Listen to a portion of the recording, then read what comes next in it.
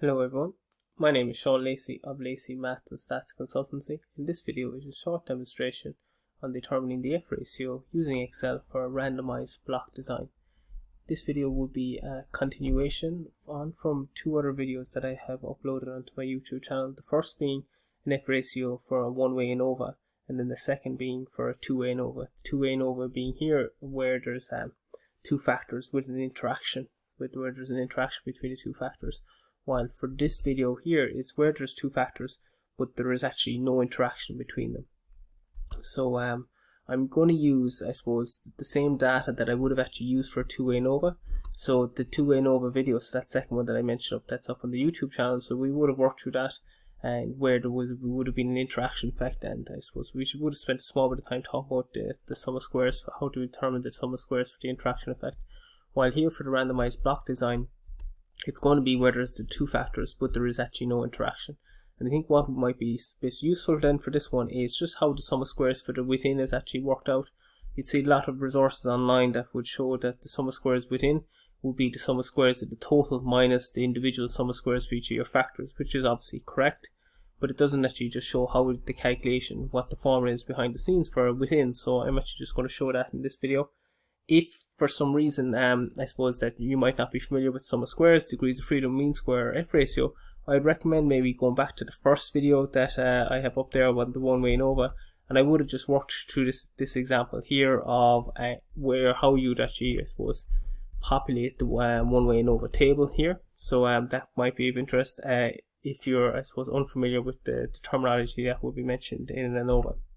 While for this one, this video, this is based on where there's 50 experiments carried out, and no context now, no particular measurements or anything like that, but here there's 50 experiments carried out that are some way dependent on two factors. So one factor is a grouping factor, group A up to group E, so that would be a factor with 5 levels. The other then is a type factor which has 2 levels to it, okay? And what I'm just saying for this one here is where, I suppose, depending on the context or whatever is happening behind the scenes, but there is actually no interaction between the two factors, okay? And I suppose it's just to show how the F ratio is calculated when there is no interaction as opposed to an F ratio calculated when there is an interaction. You'll see, I suppose, if you're some way familiar with using various stats package, and the one I'm going to just demonstrate at the end of this video will be using RStudio to just verify the results.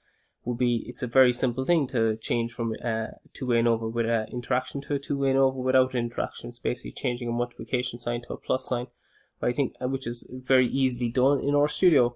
But I suppose it's just what I feel it would be important for a researcher would be just to be familiar with what's actually happening behind the scenes when you change the symbol, we'll say, when using RStudio. And I suppose a big motivation for just doing these videos is I would just feel like if you're a researcher, maybe if you're a PhD student, and you find that you're doing a lot of ANOVAs, I would feel that it's important to just have an understanding of what's happening behind the scenes when you're working out an ANOVA.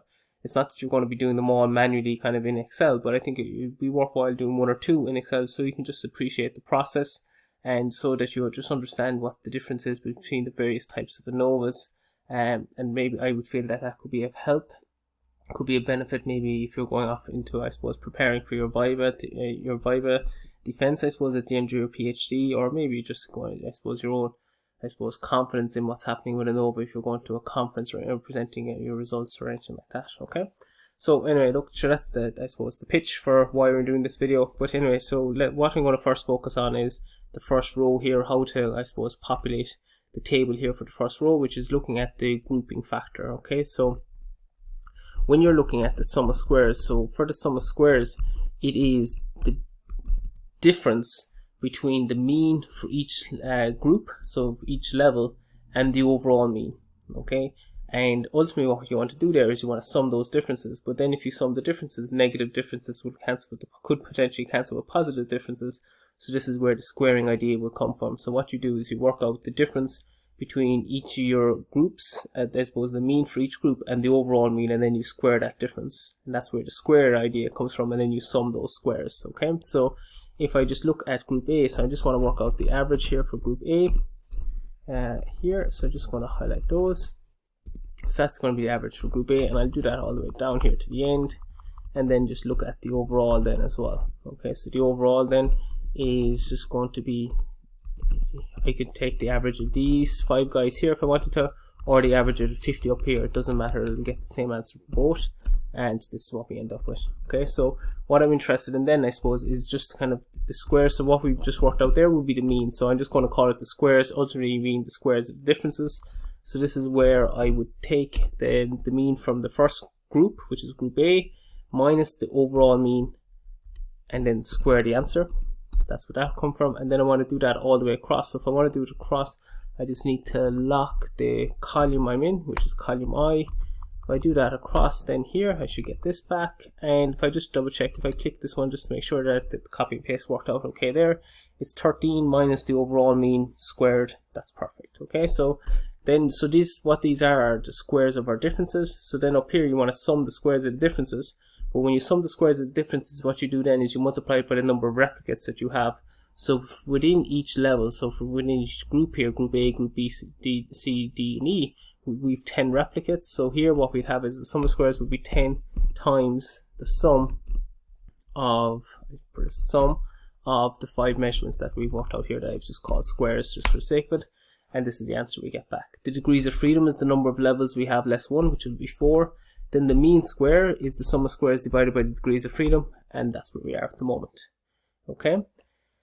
Then it's basically to repeat the same process again, but this time for type. So we're going to do the type. So I'm going to work out the mean for both cases. So the mean here first is for type 1. So here, so type 1, then in this case here, now we achieve 25 measurements for type 1. So there's going to be 25 replicates here.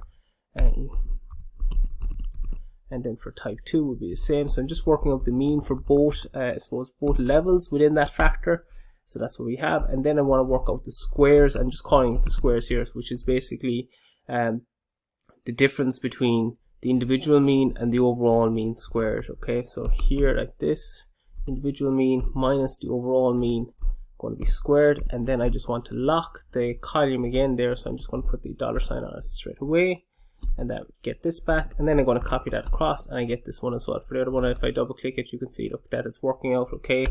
And then the sum of squares is a similar approach as the last one, except this time we have 25 replicates, so it's 25 times the sum of the 2 squares that we've just worked out here.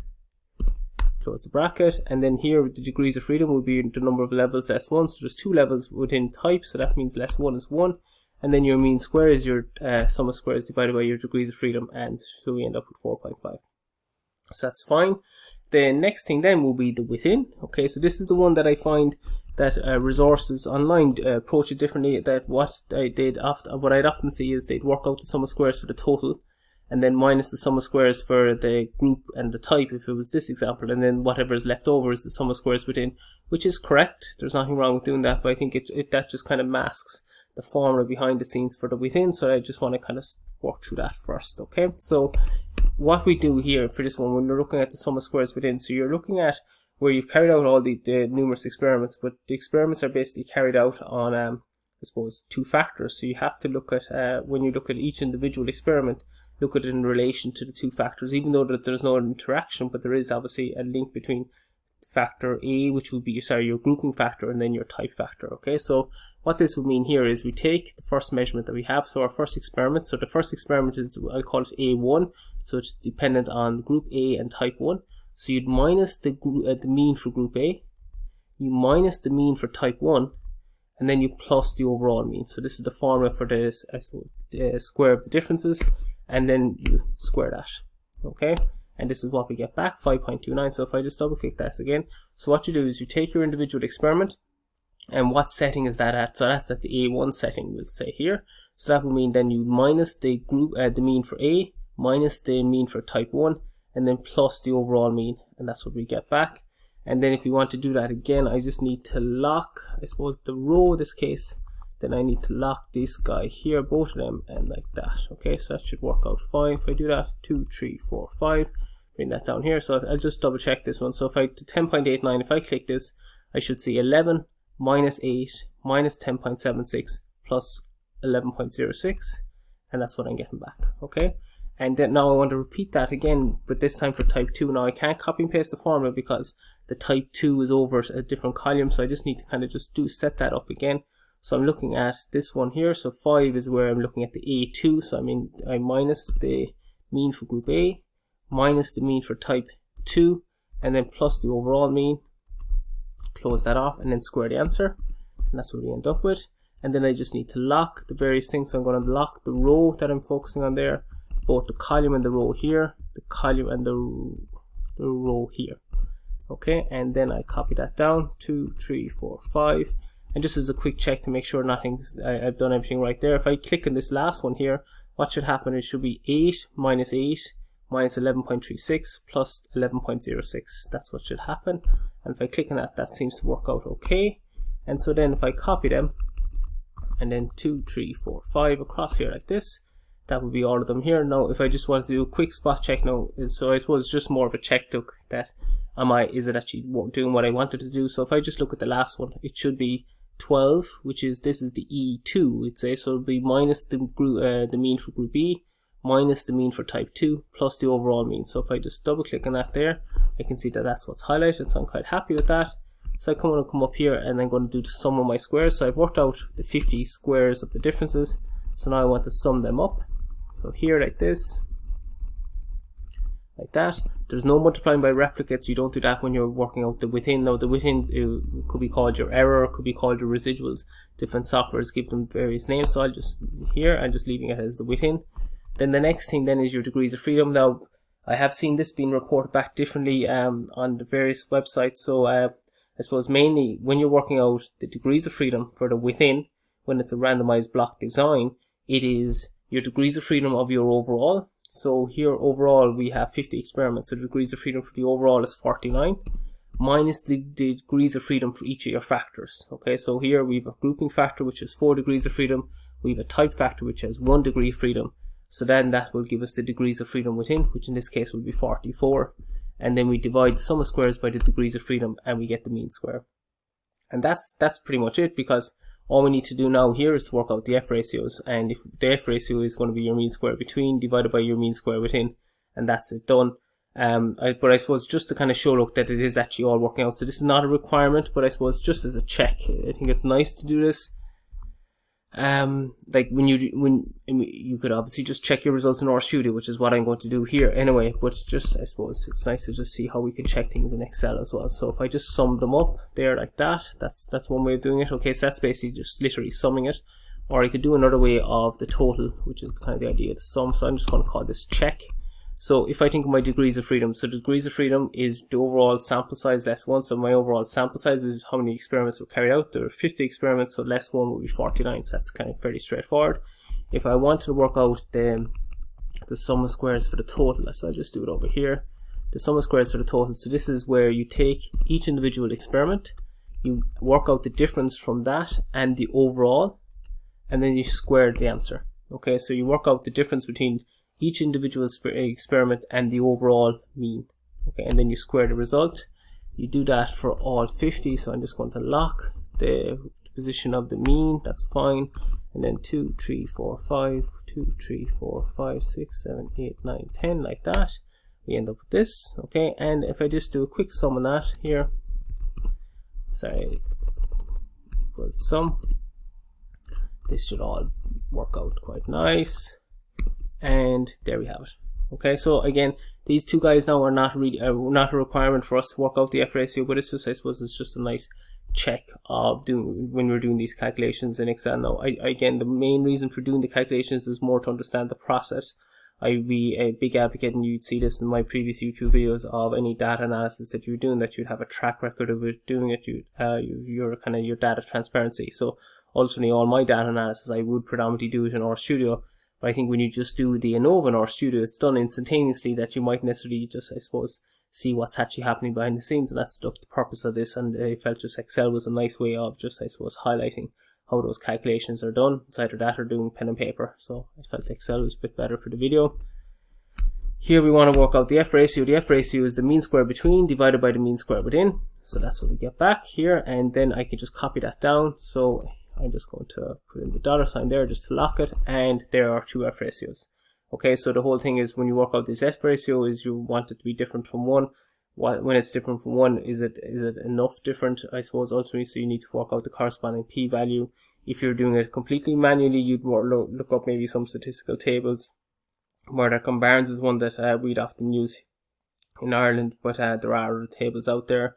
But ultimately, I want us to just kind of maybe verify these results just using RStudio. Okay, so I'm going to go to RStudio. So this is the script that I've set up already. So I'm just going to import the data first, just so you can just see that bit here. When you import the data, you can see this basically is what we actually have on the top left hand side of the Excel file that we're looking at, and then I'd have to convert it from wide to long. That's what this is doing. Then I just check the assumptions on normality and homogeneity variance only. I suppose I just feel that would be good practice to be doing those checks before jumping straight into doing an ANOVA. So if we do those checks here, if I just scroll up there a second, I was just loading the packages there.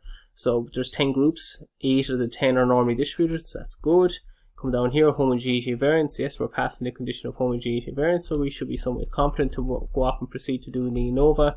When we're doing the ANOVA, then we have basically, if we were interested in interaction, we would basically have a multiplication sign here, but we want no interaction, so we put a plus sign, and then if I run that off here, I get the ANOVA result. So you can see it's done very fast here in RStudio. And just as a check with our results that we've worked out here in Excel, I'll just look at the F ratios here. We can see our F ratio in RStudio is 8.976 for the group, 8.976 for the group here in Excel. For our calculations, 0.460 for type, and 0.460 for type here as well. Okay, but obviously here, what's benefit, I suppose, additional that you get in RStudio is you get the p-values, which is ultimately what we really want. But I would just feel for a researcher, it's just good to, if you're doing a lot of ANOVAs, that you can just appreciate what's happening behind the scenes with the ANOVA, and that's the purpose of, I suppose, this video, or more so even the set of videos. Like I would have said that this is the third of the videos. I would have done one on the one-way ANOVA, then on a two-way ANOVA that has interactions with it, which is ultimately a factorial experiment, and then a two-way ANOVA that has no interaction, which is what I'm calling here randomized block design. And I suppose it's just maybe just to look at the various types, and obviously we could step this up to a three-way ANOVA and so on like that if you wanted to. But I think ultimately, if you just understand what's kind of happening with a one-way and a two-way ANOVA, then you can appreciate what's happening then when you kind of step it up to different types of ANOVAs that you might look at a later stage. Overall, look, that's it for this video. I hope that you find it useful. If you did, sure, liking it and sharing it would be great. If you find that you have, I suppose, other ways that maybe you'd approach, I suppose, the process of an F ratio calculation differently to what I've shown here, by all means, you could share that information if you wanted to, but down below with a comment. Anything to kind of, I suppose, the sharing of information to kind of help out is great. And last, I suppose, is if you find that the overall video is good, and maybe you find that these set of videos are good, then subscribing to the channel, and you'll have updates to when I'll update, I suppose, when I upload newer videos and so on like that. Okay. But overall, I hope you're happy with the video. Hope it's a benefit to you. And that's it for now. All the best. Bye now.